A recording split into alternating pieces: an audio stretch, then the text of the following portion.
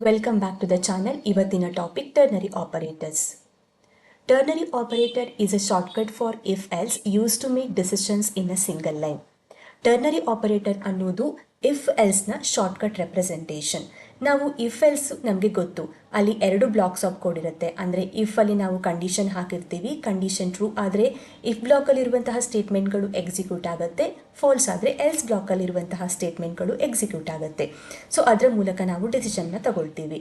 But ternary operator ಅನ್ನೋದು ಆ ರೀತಿ ಮಲ್ಟಿಪಲ್ ಸ್ಟೇಟ್ಮೆಂಟ್ಸ್ಗಳನ್ನು ಯೂಸ್ ಮಾಡೋ ಬದಲು ಒಂದು ಸಿಂಗಲ್ ಲೈನಲ್ಲೇ ನಾವು ಡಿಸಿಷನ್ನ ತಗೊಳ್ಬೋದು. ಸೊ ಹೇಗೆ ಮಾಡೋದು ಅದನ್ನು? ಅದರ ಸಿಂಟ್ಯಾಕ್ಸ್ ಹೀಗಿರುತ್ತೆ: condition question mark expression 1 colon expression 2 semicolon. ಇಲ್ಲಿ ಏನಾಗುತ್ತೆ ಅಂದರೆ, if the condition is true expression 1 execute, if the condition is false expression 2 executes.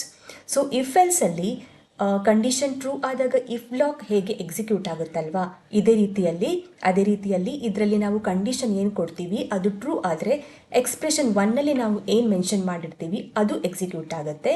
ಅದೇ ರೀತಿಯಲ್ಲಿ ಇಫ್ ಎಲ್ಸ್ ಅಲ್ಲಿ ಕಂಡೀಷನ್ ಫಾಲ್ಸ್ ಆದರೆ ಎಲ್ಸ್ ಬ್ಲಾಕ್ ಹೇಗೆ ಎಕ್ಸಿಕ್ಯೂಟ್ ಆಗುತ್ತಲ್ವಾ, ಹಾಗೆ ಇದರಲ್ಲಿ ಕಂಡೀಷನ್ ಫಾಲ್ಸ್ ಆದರೆ ಎಕ್ಸ್ಪ್ರೆಷನ್ 2ಅಲ್ಲಿ ನಾವು ಏನು ಮೆನ್ಷನ್ ಮಾಡಿರ್ತೀವಲ್ಲ ಅದೇ ಎಕ್ಸಿಕ್ಯೂಟ್ ಆಗುತ್ತೆ. ಸೊ ಪ್ರಾಕ್ಟಿಕಲ್ ಆಗಿ ಹೇಗೆ ಇದನ್ನು ಯೂಸ್ ಮಾಡೋದು ಅಂತ ನೋಡೋಣ ಪ್ರೋಗ್ರಾಮ್ನಲ್ಲಿ, ಬನ್ನಿ. ಓಕೆ, ನಾವು ಇಫ್ ಎಲ್ಸ್ ಸ್ಟೇಟ್ಮೆಂಟ್ ಬಗ್ಗೆ ತಿಳ್ಕೊಬೇಕಾದ್ರೆ ಯಾವ ಒಂದು ಎಕ್ಸಾಂಪಲ್ನ ಯೂಸ್ ಮಾಡಿದ್ದೀವಲ್ಲ ಅದೇ ಎಕ್ಸಾಂಪಲ್ನ ನಾನು ಟರ್ನರಿ ಆಪರೇಟರ್ಸ್ಗೂ ಕೂಡ ಯೂಸ್ ಮಾಡ್ತೀನಿ. ಆವಾಗ ಇನ್ನೂ ಈಸಿಯಾಗಿ ನಮಗೆ ಅರ್ಥ ಆಗುತ್ತೆ. ಸೊ ಇಫ್ ಎಲ್ಸ್ಗೆ ನಾವೇನು ಯೂಸ್ ಮಾಡಿದ್ವಿ, ಏಜನ್ನು ಯೂಸರಿಂದ ಇನ್ಪುಟ್ ಆಗಿ ಎಕ್ಸೆಪ್ಟ್ ಮಾಡ್ಕೊಳ್ತಾ ಇದ್ವಿ. ನಾವು ಕೊಟ್ಟಿರುವಂತಹ ಕಂಡೀಷನ್ ಟ್ರೂ ಆದರೆ ಇಫ್ ಬ್ಲಾಕಲ್ಲಿರುವಂತಹ ಸ್ಟೇಟ್ಮೆಂಟ್ ಪ್ರಿಂಟ್ ಆಗ್ತಾ ಇತ್ತು, ಫಾಲ್ಸ್ ಆದರೆ ಎಲ್ಸ್ ಬ್ಲಾಕಲ್ಲಿರುವಂತಹ ಸ್ಟೇಟ್ಮೆಂಟ್ ಪ್ರಿಂಟ್ ಆಗ್ತಾ ಇತ್ತು. ಸೊ ಟರ್ನರಿ ಆಪರೇಟರ್ ಏನು ಮಾಡುತ್ತೆ? ಟರ್ನರಿ ಆಪರೇಟರ್ ಆ್ಯಕ್ಚುಲಿ ಮೀನಿಂಗ್ ಏನು? ಅದು ಇಫ್ ಎಲ್ಸ್ನ ಶಾರ್ಟ್ಕಟ್ ಮೆಥಡ್ ಅಲ್ವಾ. ಸೊ ಈ ಒಂದು ಇಫ್ ಎಲ್ಸನ್ನು ನಾವು ಟರ್ನರಿ ಆಪರೇಟರ್ ಆಗಿ ಕನ್ವರ್ಟ್ ಮಾಡೋಣ. ಹೇಗೆ? ಟರ್ನರಿ ಆಪರೇಟರ್ನ ಸಿಂಟ್ಯಾಕ್ಸ್ ಏನಿರುತ್ತೆ? ಕಂಡೀಷನ್. ಸೊ ನಾವು ಇಫ್ ಬ್ಲಾಕಲ್ಲಿ ಯಾವ ಕಂಡೀಷನನ್ನು ಯೂಸ್ ಮಾಡಿದ್ದೀವಲ್ವಾ ಅದನ್ನು ಮೊದಲು ಹಾಕಬೇಕು. ಕಂಡೀಷನ್, ಆಮೇಲೆ ಕ್ವೆಶನ್ ಮಾರ್ಕ್, ಆಮೇಲೆ ಎಕ್ಸ್ಪ್ರೆಷನ್ 1. ಈ ಒಂದು ಪರ್ಟಿಕ್ಯುಲರ್ ಕಂಡೀಷನ್ ಟ್ರೂ ಆದರೆ ನಮಗೆ ಏನು ಪ್ರಿಂಟ್ ಆಗಬೇಕು ಅದನ್ನು ನಾವಿಲ್ಲಿ ಹಾಕಬೇಕು. ಎಕ್ಸ್ಪ್ರೆಷನ್ 1 ಎಲಿಜಿಬಲ್ ಫಾರ್ ಓಟ್, ಆಮೇಲೆ ಒಂದು ಕೋಲನ್. ನೆಕ್ಸ್ಟ್ ಫಾಲ್ಸ್ ಆದರೆ ಏನು ಪ್ರಿಂಟ್ ಆಗಬೇಕು? ನಾಟ್ ಎಲಿಜಿಬಲ್ ಫಾರ್ ಓಟ್ ಅಂತ. ಸೊ ಅದನ್ನು ನಾನು ಇಲ್ಲಿ ಹಾಕ್ತಾ ಇದ್ದೀನಿ. ಸೆಮಿಕೋಲನ್ ಹಾಕ್ತೀನಿ. ಸೊ ಇಲ್ಲಿ ನಾವು ಕರೆಕ್ಟಾಗಿ ಸಿಂಟ್ಯಾಕ್ಸ್ ಏನಿದೆ ಅದೇ ರೀತಿಯಲ್ಲಿ ಹಾಕಿದ್ದೀವಿ, ಆದರೂ ನಮಗೆ ಎರರ್ ಬರ್ತಾ ಇದೆ. ಯಾಕೆ ಅಂದರೆ ಇವಾಗ ಇದು ಕಂಡೀಷನ್ನ ಚೆಕ್ ಮಾಡಿಬಿಟ್ಟು ಟ್ರೂ ಆದರೆ ಡೈರೆಕ್ಟಾಗಿ ಅದು ಎಲಿಜಿಬಲ್ ಫಾರ್ ಓಟ್ ಅಂತ ಪ್ರಿಂಟ್ ಮಾಡೋದಕ್ಕೆ ಆಗಲ್ಲ. ಯಾಕೆ ಅಂದರೆ ಇಲ್ಲಿ ಎಲ್ಸಲ್ಲಿ ನಾವು system.out.println ಪ್ರಿಂಟ್ ಮಾಡೋದಕ್ಕೆ ಈ ಒಂದು ಸ್ಟೇಟ್ಮೆಂಟ್ಸನ್ನು ಯೂಸ್ ಮಾಡ್ತಾ ಇದ್ದೀವಿ, ಫಂಕ್ಷನನ್ನು ಯೂಸ್ ಮಾಡ್ತಿದ್ದೀವಿ, println ಅಲ್ವಾ. ಬಟ್ ಇದರಲ್ಲಿ ನಾನು ಯೂಸ್ ಮಾಡ್ತಾ ಇಲ್ಲ. ಡೈರೆಕ್ಟಾಗಿ ಈ ಸ್ಟೇಟ್ಮೆಂಟನ್ನು, ಈ ಫಂಕ್ಷನನ್ನು ನಾವು ಟರ್ನರಿ ಆಪರೇಟರಲ್ಲಿ ಯೂಸ್ ಮಾಡೋದಕ್ಕೆ ಆಗಲ್ಲ. ಅದಕ್ಕೆ ನಾವೇನು ಮಾಡಬೇಕು ಅಂದರೆ, ನಮಗೆ ಇಲ್ಲೇ ಜಾವ ತೋರಿಸ್ತಾ ಇದೆ ನೋಡಿ, ಇಂಟ್ರೊಡ್ಯೂಸ್ ಲೋಕಲ್ ವೇರಿಯೇಬಲ್. ಸೊ ನಮ್ಮ ಈ ಒಂದು ಆನ್ಸರನ್ನು age greater than or equal to 18 true ಆದರೆ ಎಲಿಜಿಬಲ್ ಫಾರ್ ಓಟ್ ಬಂತು, ಫಾಲ್ಸ್ ಆದರೆ ನಾಟ್ ಎಲಿಜಿಬಲ್ ಫಾರ್ ಓಟ್ ಅಂತ ಬಂದಾಗ ಅದು ಆನ್ಸರನ್ನು, ಅದರ ಔಟ್ಪುಟ್ಟನ್ನು ಒಂದು ವೇರಿಯೇಬಲ್ನಲ್ಲಿ ಸ್ಟೋರ್ ಮಾಡಬೇಕು. ಸೊ ಸ್ಟೋರ್ ಮಾಡೋದಕ್ಕೆ ನಮ್ಮ ಔಟ್ಪುಟ್ ಎಲಿಜಿಬಲ್ ಫಾರ್ ಓಟ್ ಅನ್ನೋದು ಏನು? ಸ್ಟ್ರಿಂಗ್. ಸೊ ಅದಕ್ಕೋಸ್ಕರ ನಾನು ಇಲ್ಲೊಂದು ವೇರಿಯೇಬಲ್ನ ಕ್ರಿಯೇಟ್ ಮಾಡ್ತೀನಿ, ಸ್ಟ್ರಿಂಗ್ ಔಟ್ಪುಟ್ ಅಂತ ಹಾಕ್ತೀನಿ. ಓಕೆನಾ? ನಮ್ಮ ಈ ಒಂದು ಔಟ್ಪುಟ್ಟು ಇದರಿಂದ ಏನು ಬಂದಿರುತ್ತೆ, eligible for vote or not eligible for vote ಅನ್ನೋದು ಔಟ್ಪುಟ್ ಅನ್ನೋ ಲೋಕಲ್ ವೇರಿಯೇಬಲಲ್ಲಿ ಸ್ಟೋರ್ ಆಗುತ್ತೆ. ಓಕೆನಾ?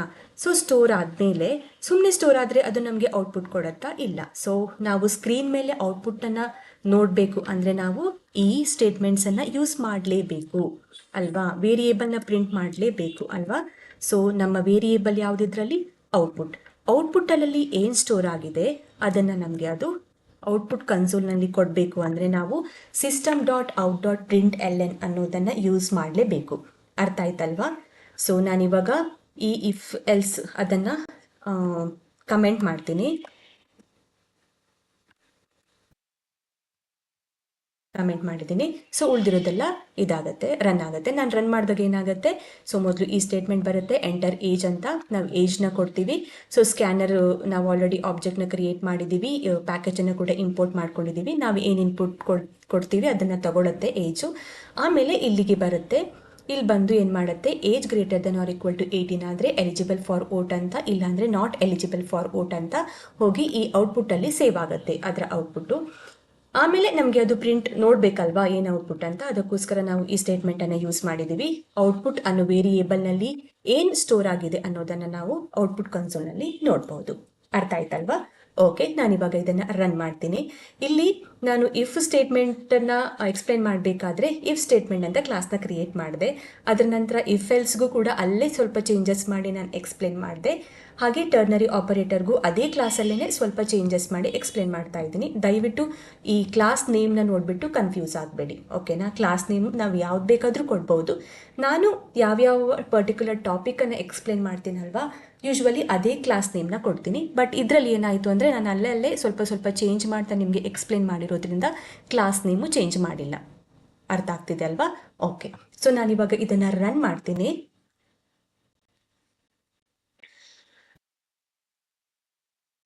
ಓಕೆ, ಎಂಟರ್ ಏಜ್ ಅಂತ ಕೊಡ್ತಾ ಇದೆ, 56 ಅಂತ ಕೊಡ್ತಾ ಇದ್ದೀನಿ. ಏನು ಬರಬೇಕು, ಎಲಿಜಿಬಲ್ ಫಾರ್ ವೋಟ್ ಅಂತ ಬರಬೇಕು. ಎಸ್ ಬಂದಿದೆ. ಅಗೇನ್ ಇನ್ನೊಮ್ಮೆ ರನ್ ಮಾಡ್ತೀನಿ. So not eligible for vote ಅನ್ನೋದನ್ನು ಚೆಕ್ ಮಾಡೋದಕ್ಕೆ 10 ಕೊಡ್ತೀನಿ. Not eligible for vote. So ಇವಾಗ ಅರ್ಥ ಆಯ್ತಲ್ವ ನಿಮಗೆ ಟರ್ನರಿ ಆಪರೇಟರು ಇಫ್ ಎಲ್ಸ್ನ ಶಾರ್ಟ್ಕಟ್ ಮೆಥಡ್. ಸೊ ಸೇಮ್ ಎಕ್ಸಾಂಪಲ್ನ ನಾವು ಏನು ಇಫ್ ಎಲ್ಸ್ನಲ್ಲಿ ಯೂಸ್ ಮಾಡಿದ್ದೀವಿ ಅದನ್ನೇ ಟರ್ನರಿ ಆಪರೇಟರ್ನಲ್ಲಿ ಕೂಡ ಯೂಸ್ ಮಾಡಿ ನೋಡಿದ್ದೀವಿ. ಸೇಮ್ ಔಟ್ಪುಟ್ ಬರ್ತಾ ಇದೆ, ಅದೇ ರೀತಿಯಲ್ಲಿ ವರ್ಕ್ ಆಗ್ತಿದೆ.